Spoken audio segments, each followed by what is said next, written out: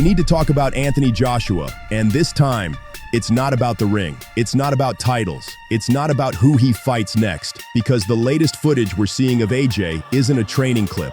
It isn't a press conference. It isn't a face-off. It's Anthony Joshua at a funeral, and it's heavy, it's emotional, and it changes everything about how we talk about him right now. Because after that deadly crash in Nigeria, AJ has now been seen attending funeral prayers in London for the two men who died in the accident. Two men who were not just team members, they were his people.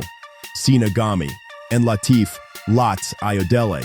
And if you've seen the video, you already know the vibe. No performance, no show, no celebrity energy, just grief. So today I'm going to break down the full story with the newest updates. What happened in the crash? What authorities are saying caused it? What's happening legally with the driver? What AJ has said publicly, because it's barely anything. And what's real from CNN Sky AP versus what's just wild internet talk from random pages. Let's get into it. The new footage, AJ at the funeral, and why it hit people so hard. So first, yes, there is video of Anthony Joshua at the funeral prayers.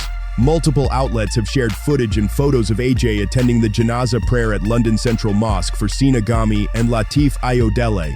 And this is the part fans keep reacting to, because AJ doesn't look like Anthony Joshua the superstar. He looks like a man who just lived through something he can't mentally rewind. And that's why the clips went viral. Not because they're dramatic, but because they're real. A lot of people online were expecting AJ to disappear for weeks, maybe months.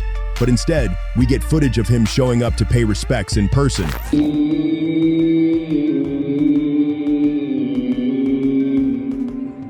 And then comes the next update. AJ's first public words since the crash. Here's what's important. Anthony Joshua has been mostly silent since the accident. No sit-down interview. No statement video. No long post explaining what happened. But he did post what appears to be his first public message after the tragedy, sharing images with the families and using the caption, "My brother's keeper."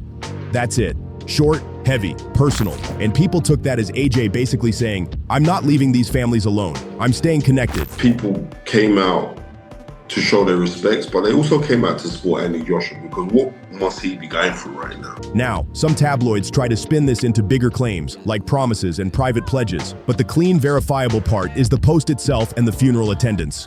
Quick recap, what happened in the crash? Now let's step back, because the funeral footage is the newest emotional chapter. But the crash itself is the root of everything. This happened on December 29, 2025, in Nigeria, on the Lagos-Ibadan Expressway in Ogun State. Joshua was a passenger in a Lexus SUV when the vehicle hit a stationary truck on the highway. And in that crash, Sinagami died, Latif Lots Ayodele died. Joshua suffered minor injuries and was reported stable. This wasn't rumor site speculation. Major outlets carried it, including ESPN and Sky News. The detail that broke people. The last normal video hours before the crash. Now here's the part that makes the story feel brutal. Reporting in Nigeria said that hours before the accident, Joshua had shared a clip on Instagram of himself playing table tennis with a friend, described as relaxed, playful, normal life, right before tragedy. That detail matters because it reminds you, this wasn't fight week drama. This was a regular day that turned into a nightmare. What caused the crash? The official early findings versus internet rumors. Now we get to the big question everyone always asks, why did this happen? And we have to separate two categories.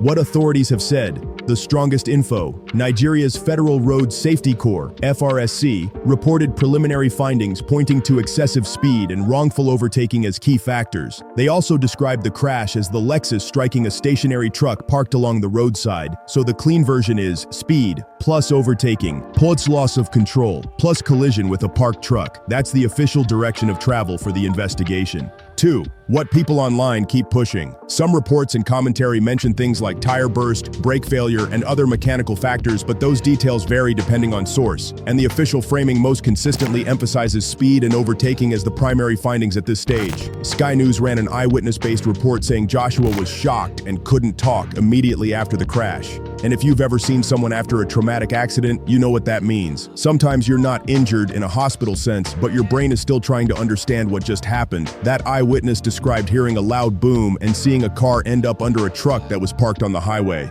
That's not boxing news. That's trauma. New legal update. The driver has been charged, and there's a court date. Now here's the biggest hard news update since the crash. The driver of the Lexus, identified in multiple reports as Adenia Mobolaji Coyote, has been charged by Nigerian police. According to the Associated Press and other reports citing police Reuters, he faces multiple charges including causing death by dangerous driving and driving without a valid license, among others. Bail has been reported at 5 million naira, and the case has been adjourned to January 20th. So yes, this is now officially moving through the legal system. And the reason that matters is because it tells you authorities are not treating this like a shrug and move on situation. Now, Nigerian police sources has indicated that Adeniyi will be facing some serious felony charges for reckless driving. And I know a lot of you guys are curious, such as I, on, what would be the punishment or the penalty for reckless driving in Nigeria.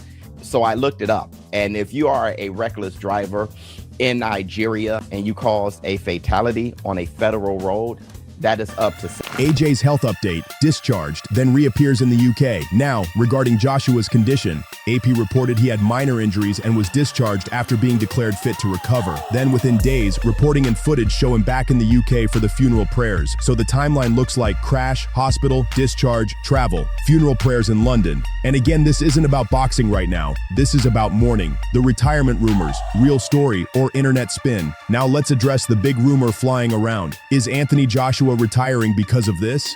There are reports quoting Joshua's uncle claiming AJ has told family he intends to retire, but that is not confirmed by Joshua himself and not confirmed through his official boxing channels.